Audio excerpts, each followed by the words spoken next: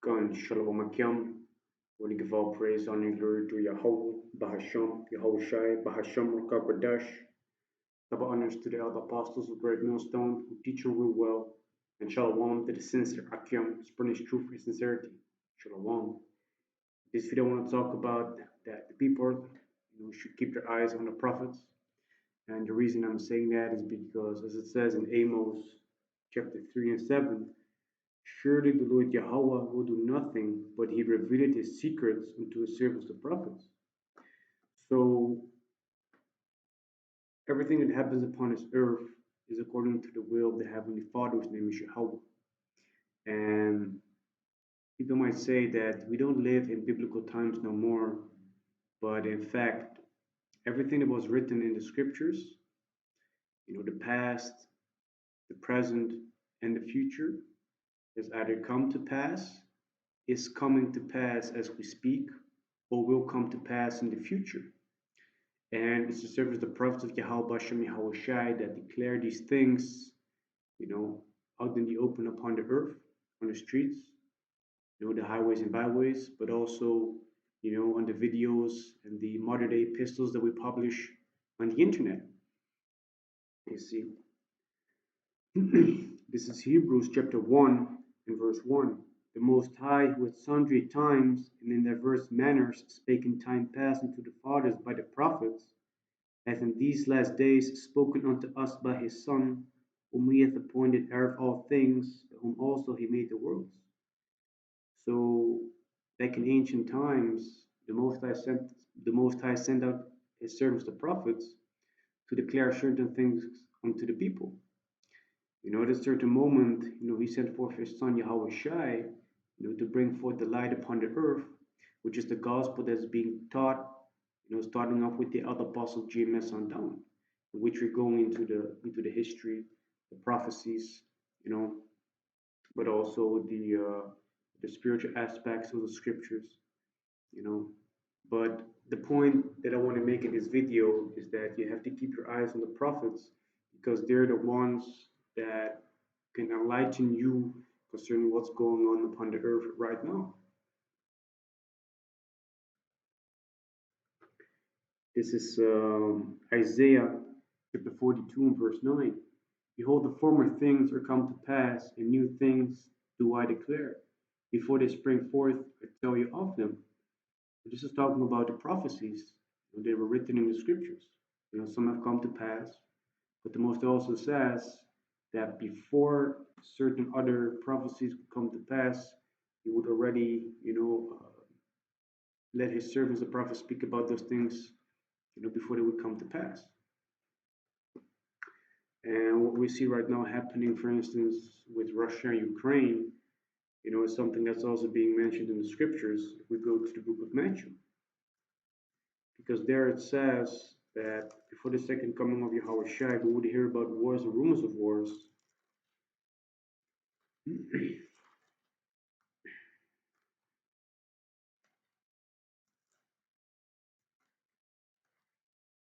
This is Matthew chapter 24, and starting in verse 6, and ye shall hear of wars and rumors of wars.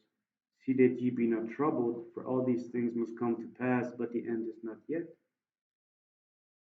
So before Yahawashi would come back, he himself said that we would hear about wars and rumors of wars.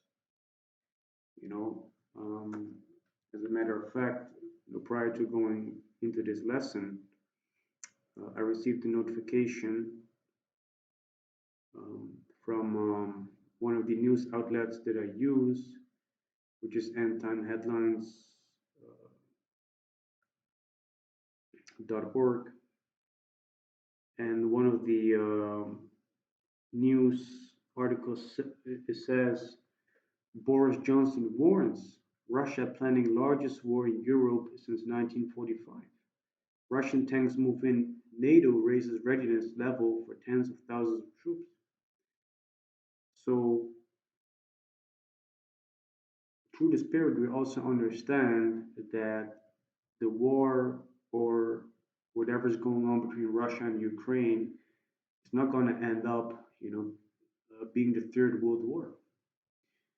Earlier this week, I went into the scriptures with Rawchaa made a video about it as well between Russia and Ukraine. We brought out that it's going to be the Amalekites, those that call themselves the people of the scriptures, the Israelis. You know, those are going to be the ones that are going to be the reason for the Third World War happening. So whatever is happening between Russia and Ukraine as of this moment, is as of now is just a rumor of war. You see, but this is something that you would not know or hear about if you would not keep your eyes on the prophets, because what they're doing on the news is fear mongering. People might say, "Yeah, this is going to be the Third World War," which is not the case. See, that's why it says in Amos chapter 3 and 7, the Most High will do nothing, but he revealed his secrets unto the servants the prophets. You know, and that starts off with the other apostles GMS on down. We've been laboring in his truth for many years, bringing out things that were in the scriptures, the prophecies concerning the RFID chip, the wars, rumors of wars, the earthquakes, and many other things that they brought out through the Spirit. Back in Matthew chapter 24 and verse 7. Let me read verse 6 again. And ye shall hear of wars and rumors of wars. See that ye be not troubled, for all these things must come to pass, but the end is not yet. See, so we're going to hear about these things, but even if we hear and see about these things, it doesn't mean that the end has come. For nation shall rise against nation, and kingdom against kingdom, and there shall be famines and pestilences and earthquakes in diverse places. You see? So it's the servant of the prophets of Yahawashi and Yahuwah that can bring out this information in truth and sincerity. Meaning that, as it says in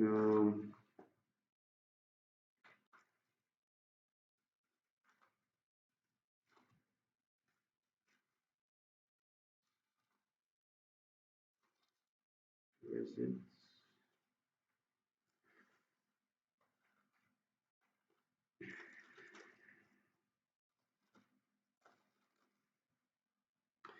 As it says in 2 Peter chapter 1, verse 19, we have also a more sure word of prophecy, for unto ye do well that ye take heed, as unto a light that shineth in a dark place, until the day dawn and the day star arise in your hearts. So with Great Millstone, I'm going to mention it again, starting off with the elder apostles of GMS, elder apostles Tahar, elder apostle Roundup, elder apostle Kabar, and elder apostle Rawchaa. Starting off with them, we have a more sure word of prophecy, which goes into having a reliable word of prophecy, concerning things that are about to come to pass. Whereunto ye do well that ye take heed, wherein it's better for you to listen to it and take heed to it, as unto a light that shineth in a dark place, because with the understanding that is being brought out by the servant of the prophets of Yahweh and Yahuwah, you're gonna know what's happening upon the earth, and that's very important, because if we would go to the book of First Thessalonians in the 5th chapter, which we're gonna go into after finishing this verse, until the day dawn and the day star rise in your hearts. So knowing what's going on upon the earth, means that you're not in darkness. You're not unaware of what's going on. This is First Thessalonians chapter 5, and let me go straight to the point. But ye brethren are not in darkness, that day should overtake you as a thief. And this is going into, concerning the second coming of Yahawashi. When the Most High is going to send His Son forth, to bring salvation upon the earth, but also major destruction. You see, we are not in darkness, meaning we're not ignorant or without the understanding concerning what's going on. Of course, we understand that nobody knows the hour or day that Yahuwah is gonna be sent back, but we have been given the understanding of the things that would happen before He would come back. Verse 5. Ye are all the children of light and the children of the day. We are not of the night nor of the darkness. So we're the ones that have been given, the understanding of the truth, which we were only able to receive, through the mercy and through the spirit and power of Yahawah Bahasham Yahawashi, you know, um, which first and foremost was given unto us through Yahawashi, which he taught the disciples that later became apostles, and who also went forth into the world to proclaim the gospel, which is the good news. You see, and for those that were able to receive it, through the spirit and power of Yahawah Bahasham Yahawashi, they're going to be the ones that are going to know what's going on upon the earth. Through listening to the service of the prophets.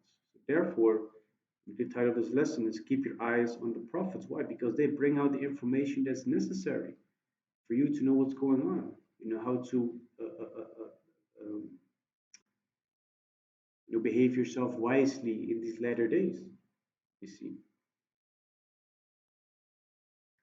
this is 1 Thessalonians 5 and 6. Therefore, let us not sleep as do others, but let us watch and be sober. You see, so we should be circumspect. We shouldn't be keeping ourselves busy, with things that distract us from being circumspect, from being constantly, keeping ourselves up to date with what is being brought out, by the brothers of GMS, you know, because the Most High said in where is it? Ezekiel.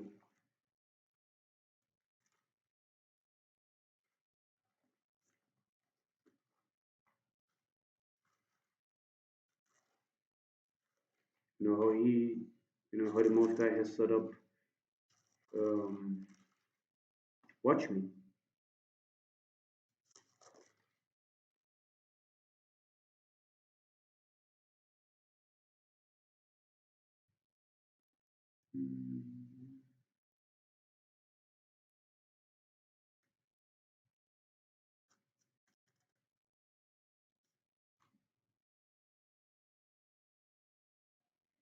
This is Ezekiel chapter 33, starting at verse 7. So thou, O son of man, I have set thee a watchman unto the house of Israel. Therefore thou shalt hear the word at my mouth and warn them from me. So the Most High, he set up the service of the prophets as being watchmen. And a watchman means, that a watchman is someone that's being set up, at a watchtower. So he has a certain duty that he has been given, and his duty is to, keep an eye out for, things that might come towards the city, or that might happen in the vicinity. And this is, symbolically speaking of the service of the prophets that are measuring the times diligently, through keeping eye on the news and relating those things to the prophecies in the scriptures and bringing that out to give the people warning, from Yahawah Bahasham Yahawashi. See, we're supposed to speak unto our people, man. Which are the Israelites, the so-called Negroes, Latinos, and Native Americans, but also those that were scattered among the heathen nations that might look like the heathen nations, but whose lineage does go back to Abraham, Isaac, and Jacob according to their father's seed line. Um, um,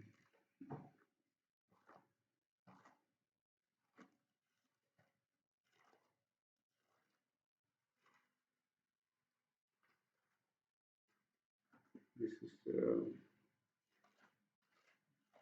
a precept on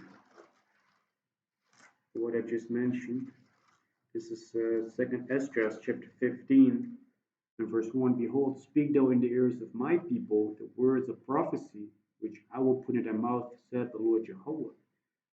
And this is talking about how the Most High is speaking to his servants, the prophets, unto his people, which are the Israelites. Verse 2, and cause them to be written in paper, for they are faithful and true. and this eventually happened. And right now, we have access to the complete Bible. Back in the days, they were written on separate manuscripts, scrolls. But in this day and age, we have a compact Bible, which contains all the books of the Old Testament, the New Testament, and the Apocrypha. But it says, "For they are faithful and true," which means they are reliable, and that's something that the people really need to consider. You know, for instance, there's information in the scriptures relating to history. For instance, in Daniel the 9th chapter, talks about the rebuilding of the temple. When you go into secular history, that's something that you can actually uh, read about and read into, which actually backs up the scriptures, even though we don't need to have the actual secular history evidence to believe the things in the scriptures because we believe by faith.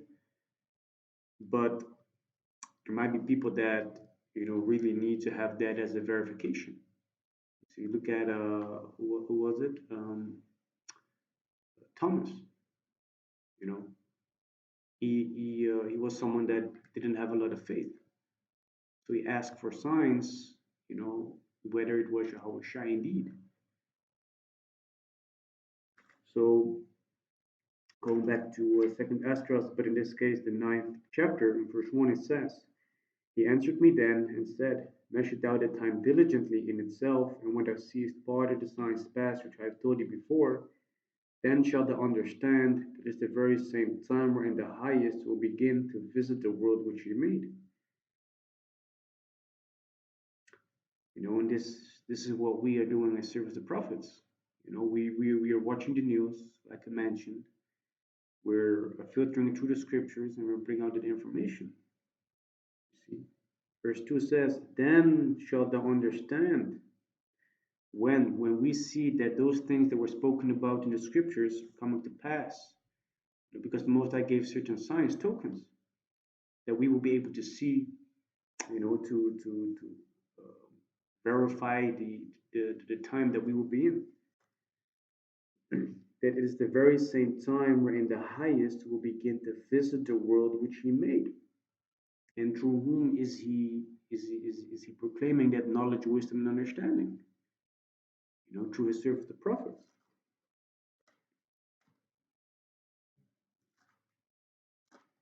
I bring up another precept on that.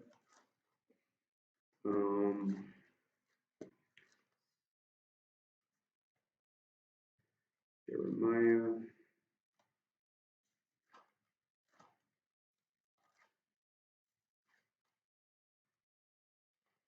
chapter 29 and verse 19. "Because they have not hearkened to my words, said the Lord Yahawah, which I sent unto them by my servants the prophets, rising up early and sending them, but ye would not hear, said the Lord Yahawah." You see, so the Most High sent forth his prophets, rising up early, meaning way before the destruction takes place. The Most High is sending his servants the prophets and proclaiming, what's going on and what's about to happen upon this earth. And then back in those days, the people didn't want to listen and were basically caught red-handed. In this day and age, the same thing is going to happen. The people are not taking heed to what's being said by the servants, the prophets. Even though they heard the words, but they want to hearken unto it. Disregarded it. Therefore, in the days to come, the Most High is going to disregard them because they slept away the hand.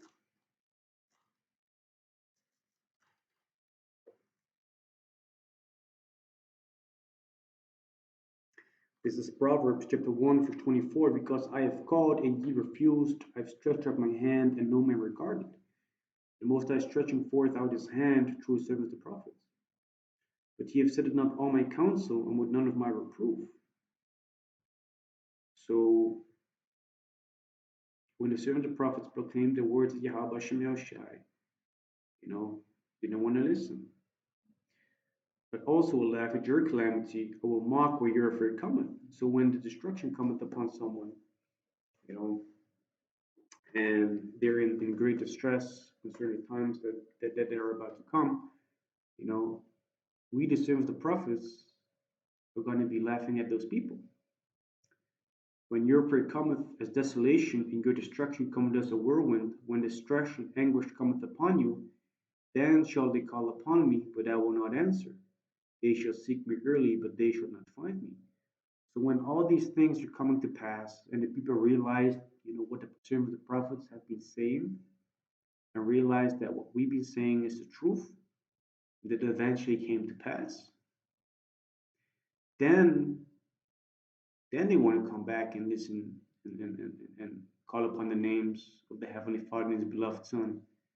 But then it's going to be too late. Because it says, they shall seek me early, but they shall not find me. For that they hated knowledge and did not choose the fear of the Lord Yahawah. Because, as it says in verse 7, the fear of the Lord Yahawah is the beginning of knowledge, but fools despise wisdom and instruction. So if you fear the Heavenly Father, then you have the understanding that you're supposed to be afraid of the Heavenly Father, what He is able to do and what He's able to bring upon the earth. And therefore, you want to get right with the Heavenly Father. And that's going to bring a desire within you, to seek out the things in the scriptures, that you may know what is pleasing in the sight of the Heavenly Father, that you may be saved. But that you also obtain the knowledge, wisdom, understanding, what's going on upon the earth. You see, they would none of verse 30, they would none of my counsel, they despised all of my reproof. Therefore shall they eat of the fruit of their own way and be filled with their own devices. You see, they're gonna reap what they sowed.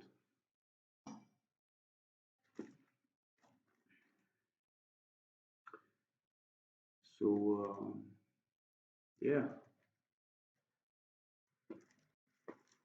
that's actually what I wanted to talk about in this lesson.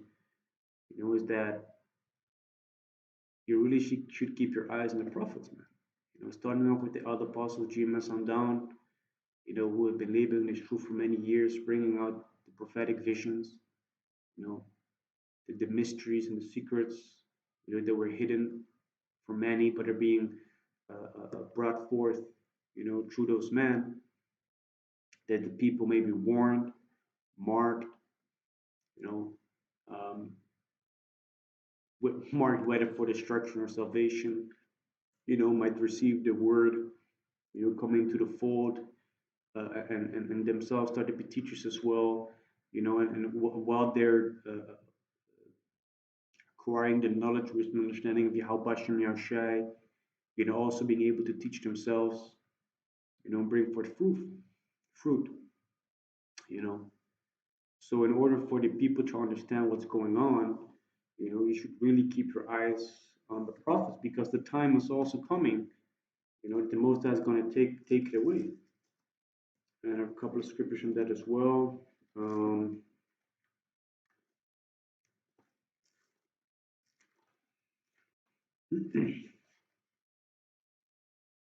This is Amos chapter 8, verse 11. Behold, the days come, said the Lord Yahawah, that I will send a famine in the land, not a famine of bread, nor of thirst for water, but of hearing the words of the Lord Yahawah. I know this is also being referred to as the famine of the word, wherein the Most High is going to take away service of prophets from the streets and from the internet. So you won't be able to hear the words of the Heavenly Father that's being spoken, by His men. Verse 12, and they shall wander from sea to sea and from north even to the east. They shall run to and fro to seek the word of the Lord Yahawah and shall not find it. You see, the time, we're heading into that. We are heading into those times. And the reason that these people are going to run to and fro to hear the words of the Heavenly Father is because, once the Most High takes away His man, the people are going to realize that all the things that we've been talking about, are slowly but surely coming to pass. And then they realized that they messed up by not listening and hearkening unto the prophets. Verse 13, in that day shall the fair virgin and young man faint for thirst. Then they're going to have the desire to hear the words of the Heavenly Father.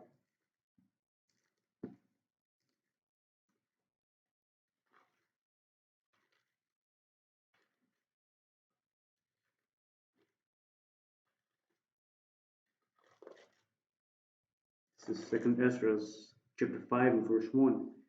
Nevertheless, as concerning the tokens, behold, the day shall come that they which dwell upon the earth shall be taken in a great number, and the way of truth shall be hidden, and the land shall be barren of faith. So this is concerning the times. Certain signs are going to be given. The time is going to come that there's going to be great distress and destruction upon the earth. Which is going to be the time of Jacob's trouble, which has not been like any other time upon the earth. Mix the purge, with the Walking Dead, mix it with what else you have, like these end time type of movies. Mix it with all those type of movies together, and then you still don't really have, what the time of Jacob's trouble is going to be like. You see, but it says, and the way of truth shall be hidden.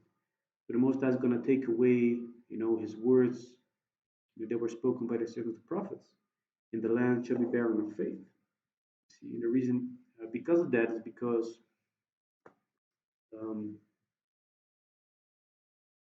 the estate that the world is going to be in is going to be so bad that the people are going to have no hope for the future. So the faith, the belief, their trust, their confidence is going to be gone. But those that kept their eyes on the prophets, they're going to be the ones that are going to have faith, even though their faith is going to be tested and tried. Because the Lord Yahawashi said, when I come back, shall I find faith upon the earth? But those men that kept their eyes on the servants of the prophets, they know that yes, we're going to be tested. There's going to be a time of great trouble upon the earth, famine, pestilences, war, earthquake. We understand that. But we also understand that after that period of time, the kingdom of Israel is going to be ushered in when the Lord Yahawashi comes back. You see. Therefore, it's very important to keep your eyes on the prophets, because by keeping your eyes on the prophets, you're able to receive the knowledge, wisdom, and understanding of Yahawah, Bahasham, Yahawashi. As it says in Isaiah chapter 33 and 6.